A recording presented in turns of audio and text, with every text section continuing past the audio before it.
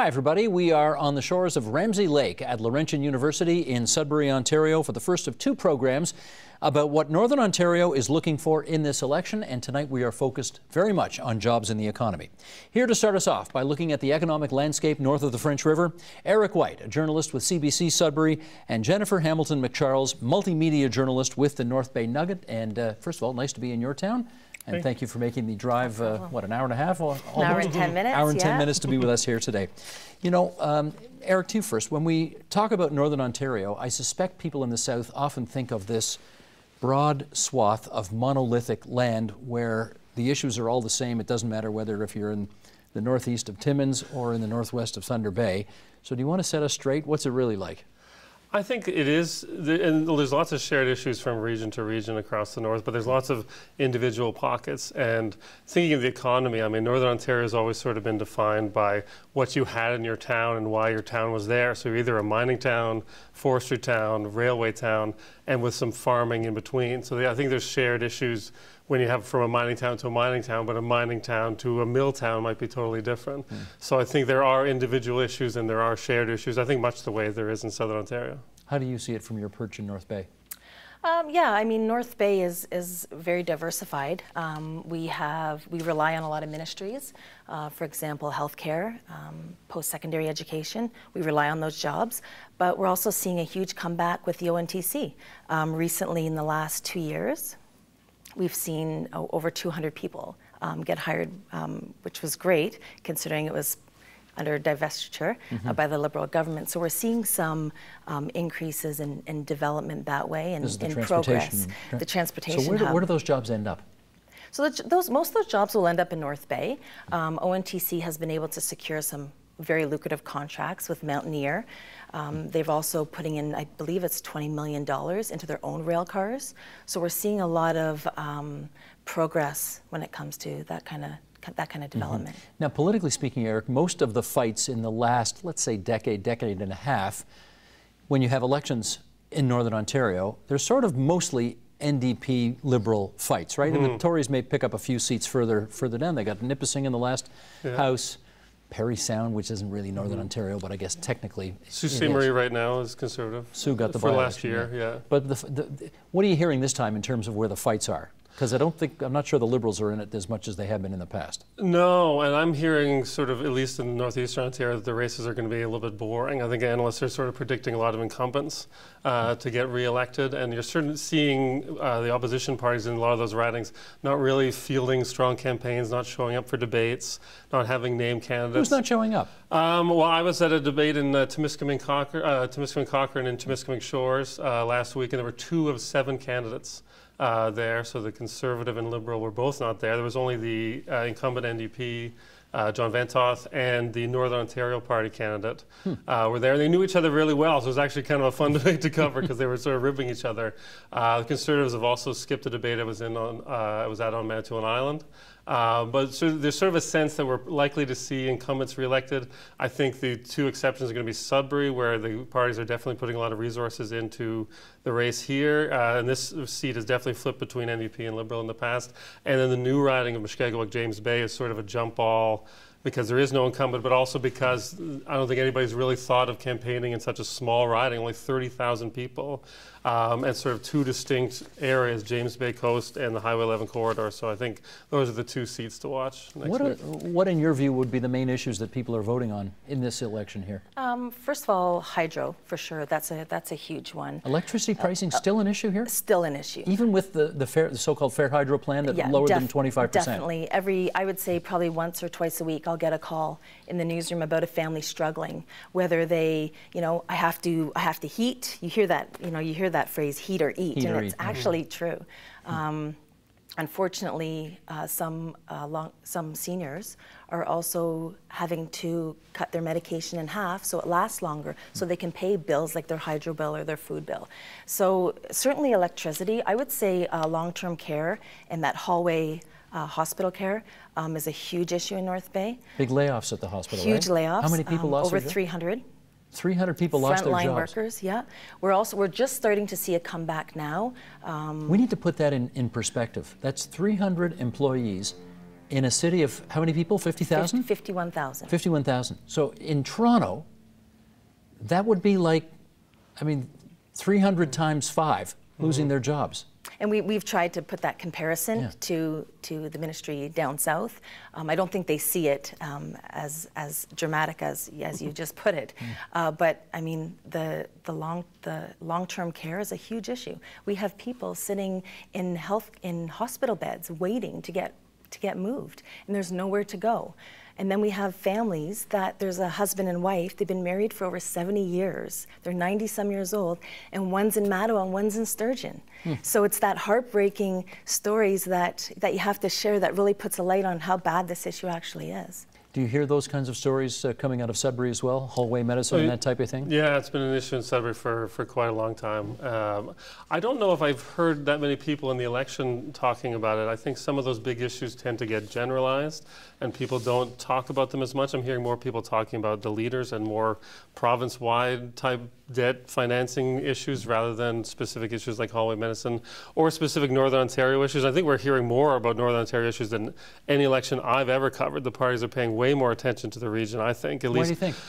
I think some of it is it's the Conservatives finally paying attention to the region. I think in the past, because, as you say, it was an NDP Liberal dogfight, and they sort of, I think Patrick Brown kind of laid the groundwork for that. He spent a lot of time in the region. Patrick Brown came up here about 25 times, I think. A lot. Yeah. And he talked about, I remember covering a debate here in Sudbury during the leadership race, and he said, we're not going to ignore it if I'm the leader. And he really didn't. And so I think that they've put forward policies where they hadn't in the past. So we've heard talk about resource revenue sharing. All the parties have some sort of policy on that. We've heard a lot about passenger rail. I don't know if I hear voters really voting on northern issues, though. I think they sort of hear about it from people like me, from journalists in the news, but I don't know if people are basing their vote on that. Now, I wonder, Jennifer, whether people, Vic Fedeli, your former sitting member in Nipissing riding in North Bay, former mayor of North Bay as well, has promised that if the Conservatives form the government, they will bring back the Northlander, that train that went all the way from Toronto up to Cochrane. Now, the Liberals shut it down for a reason, or they stopped funding it for a reason because they said it was just not economically viable. Do you know whether people actually believe this promise that the Conservatives are making to bring the train back? I think people are counting on that. This is a huge issue in North Bay. It was detrimental when we lost it.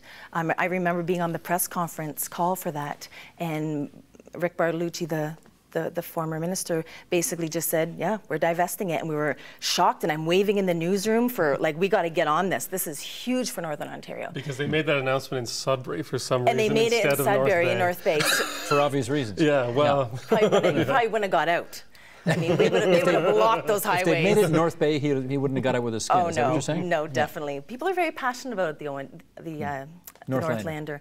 And, but they believe it's coming back? They believe. A lot of people have faith in Vic Fedeli. I know just recently Doug Ford mentioned that, Vic would probably get a cabinet seat. That was just released today. Well, I think they got to form government first.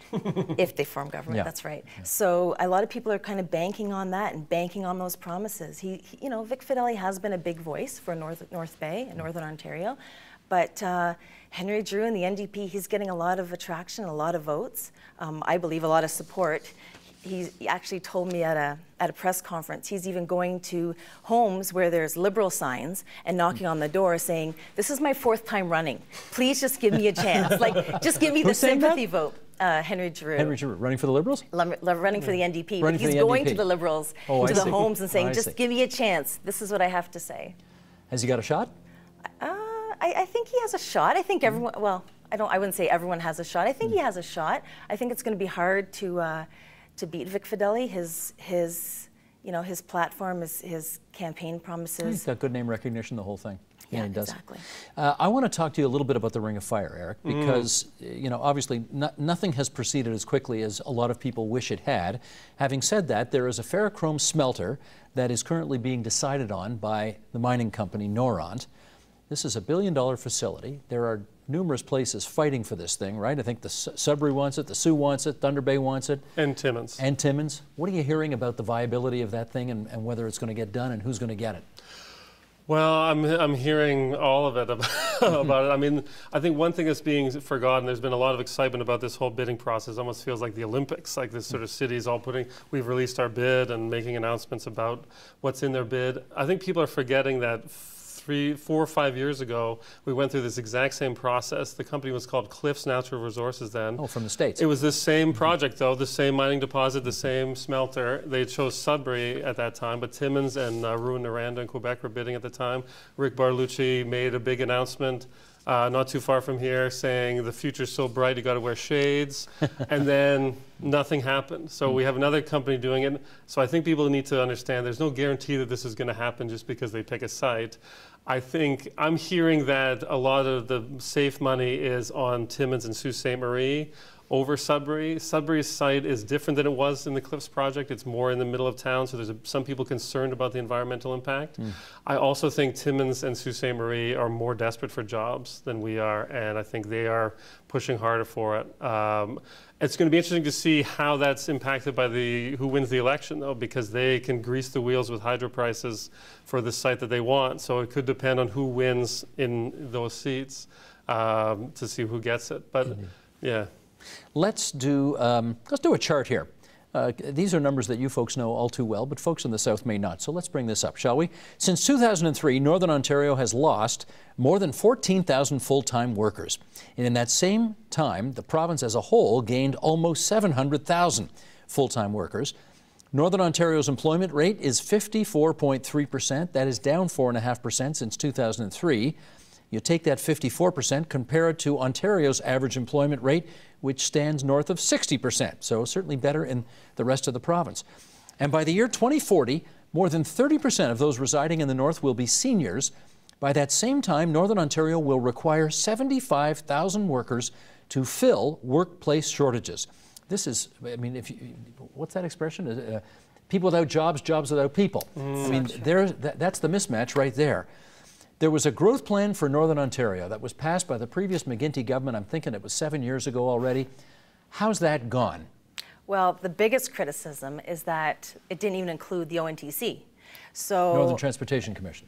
Yeah, it didn't include the Northlander, it didn't include rail, it didn't include anything to do with the ONTC. That was a huge criticism by the leaders in our community. So I don't believe it's going well. I don't hear any businesses or elected politicians tout it as something successful. It was supposed to usher in a 25-year visionary plan for developing the next economy in Northern Ontario. And I don't think it's been out of the drawer since then. Like, I don't hear anybody talking about that plan. I remember when it came out, there was criticism of what was left out. There's also criticism of being incredibly general, especially compared to some of the growth plans the government had released for Southern Ontario, the Golden Horseshoe Plan in particular. I haven't heard anyone talking about it. Even a major project that might get announced in Northern Ontario, I don't hear people say, this fits with the growth plan. No. It's nowhere. I think it's on a shelf somewhere. It's on a shelf. It's on a shelf. I just cringe of imagine how much we paid for that. Have you been hearing anything in any of the platforms of the four major parties which suggests they've got a smart focus on Northern Ontario that people are paying attention to? I mean, in North Bay, we only had Doug Ford come to North Bay as the leader. So we're still waiting for Kathleen Wynne and Andrea and anyone else who would like to show some interest. How was Ford welcomed when he came to town? He was welcomed like actually a Hollywood movie star. They had people lined up downtown. I talked to a few people that I was kind of surprised to see as Conservative supporters, and they're like, yeah, but it's Doug Ford. And they just wanted to touch him. They just wanted to be around him. He has this ambiance, this Hollywood kind of persona in North Bay at least that people want to be, that are attracted to him. Yeah, no, you see it. I mean, when he's out there on the hustings, he definitely connects with a certain kind of voter, and it's real. It's a real thing. He did mention a lot about the North. He talked about the ONTC. He talked about electricity prices, and which was really nice is that I remember covering an event at Jack Garland Airport, and the former Premier Dalton McGuinty was there, and it was a huge announcement. And he stood up, and there was a crowd of people and all the reporters, and he kept saying how proud he was to be in Thunder Bay.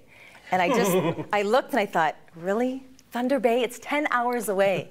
Like, and Jennifer, could have been worse. Could have said Green Bay or Tampa Bay. Could have said Sudbury. Yeah, that would have been worse. But I just, Doug Ford seems to at least resonate with a lot of people in North Bay. Maybe that's because he's the only leader that's come here. I'm not quite sure, but he certainly attracted a lot of attention when he did.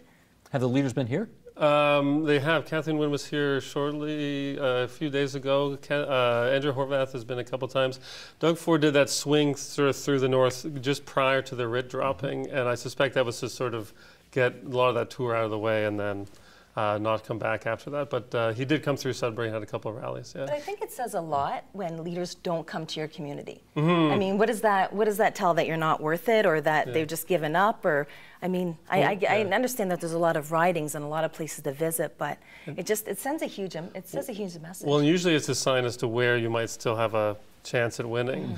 I know yesterday there was a strange Facebook announcement that Glenn Thibeault and Kathleen Wynne did from Toronto. Yes. And so there was sort of discussion about why aren't they doing that in Sudbury, and maybe she's deciding not to come to Sudbury again because she doesn't need to. So I don't know how much of that is actually part of the planning process for the parties, but I think there's a lot of speculation about where they... Let's be fair about this. If Kathleen Wynne came to Sudbury and did an event with Glenn Thibeault, what would the story be? You know, yeah. I mean, the media would tell the story she's returning to the scene of, you know, the by-election, you know, the arrest, the court situation, corruption charge. I mean, it all, for the record, it all turned into nothing. Yes. Right? Charges were all thrown out. It was nothing. But when you're trying to drum up some good publicity this late in the campaign, you got to try to avoid the obvious, you know, handing your opponent an obvious one, right? True. So that may be something. What are you looking for in the dying days of this campaign? I'm looking for the leaders to talk to the people, to get them to come out and vote. I think that's the big thing. We need a good voter turnout. No matter who you vote for, I think that should be the push. Does it feel apathetic right now? You're not seeing much engagement? I'm seeing engagement, but it's the younger generation. I often hear them say, you know, yeah, but the promises, they're not going to follow through. It's the same old rhetoric. It's the lesser of two evils, right? So that worries me. But I just hope that the next couple of days they can focus on what they can do for our region, because we have a lot of need. Okay. We have a lot of need. Last 30 seconds to you, Eric.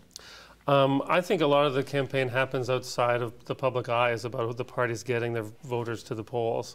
And I think that's going to help inspire them is these close races that we're seeing in the provincial polling.